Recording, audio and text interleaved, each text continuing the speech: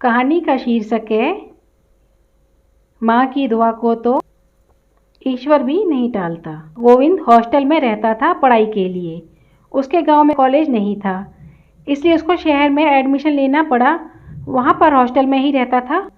बाप का साया तो बचपन से ही उसके सर से हट गया था।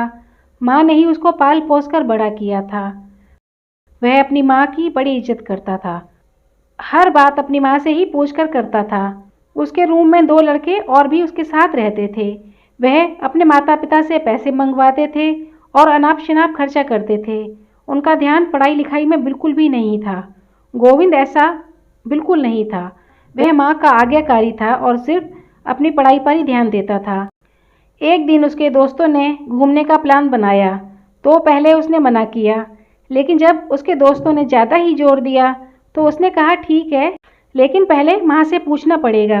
तो उन लड़कों ने कहा यार, माँ से पूछने की क्या ज़रूरत है, एक दिन की तो बात है, आज जाएंगे कल वापस आ जाएंगे।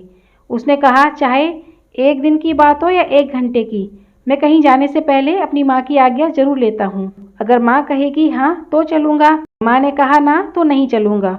फिर उसने माँ को फ़ोन किया। माँ ने सोचा कहीं भी नहीं जाता गोविंद, पहली बार ही बोल रहा है, और उसने हाँ कर दी, लेकिन साथ में हिदायत दी कि बेटा संभल कर जाना और ज़्यादा शरारतें मत करना। उसने कहा ठीक है माँ, और वह अगले दिन घूमने निकल गए।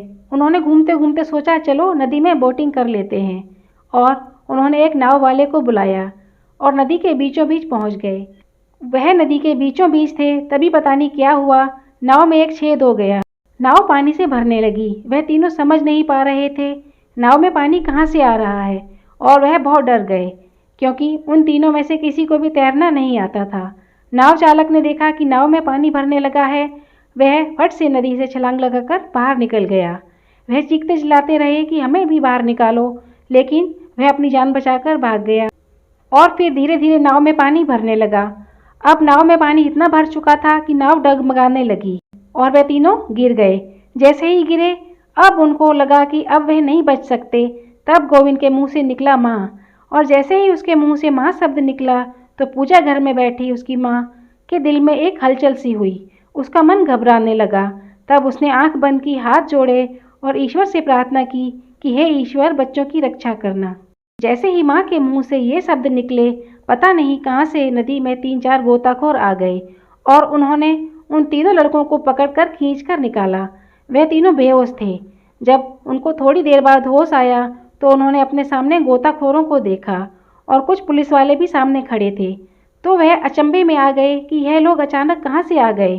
तब पुलिस वालों ने बताया कि बच्चों, तुम्हारी किस्मत अच्छी थी जो हम टाइम पर आ गए। नदी में एक लड़का गिर गया था 4 दिन पहले, उसकी लाश ढूंढ रहे थे, तभी यह गोताखोर नदी में उतरे थे। तुम्हारी किस्मत अच्छी थी कि जो तुम्हारी चीख उनके कानों में पड़ गई और उन्होंने तुम्हें बचा लिया। बस अब यह समझो कि पता नहीं किसकी दुआओं से तुम्हारी जान बच गई।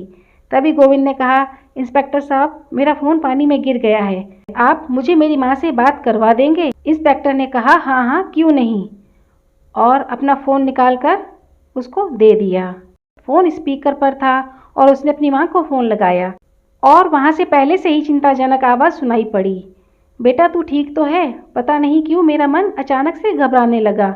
ईश्वर से दुआ मांगी, ईश्वर बच्चों की रक्षा करना। तभी गोविंद ने माँ को वह सारा वाकया सुनाया। उसके दोनों दोस्त भी यह सब सुन रहे थे। फिर गोविंद ने कहा मैं बिल्कुल ठीक हूँ, आप मेरी चिंता मत करना, और कहकर उसने फ़ोन काट दिया। उसके दोनों दोस्त यह सब सुन रहे थे। फिर उन्होंने गोविंद से कहा, अच्छा हुआ गोविंद जो तूने अपनी माँ से हमारे यहाँ आने के बारे में बताया। तभी तो माँ ने यह दुआ की, हे ईश्वर बच्चों की रक्षा करना। माँ ने बोला भगवान बच्चों की रक्षा करना, और शायद हमारी जान भी बच गई माँ की दुआ से। तो ईश्वर माँ की दुआ कभी टालता ही नहीं, आज हमने देख लिया।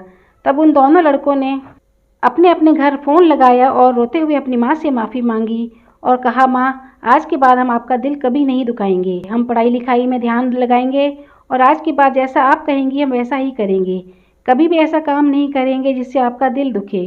तो ठीक ही तो है, अगर हम अपने माँ बाप के बताए रास्ते पर चलेंगे तो माँ बाप को पता होता है हमारा बच्चा कहाँ है, क्या कर रहा है, उस हिसाब से वह भी हमेशा दुआ करते हैं हमारे बच्चे जहाँ हों भगवान उनकी रक्षा करना।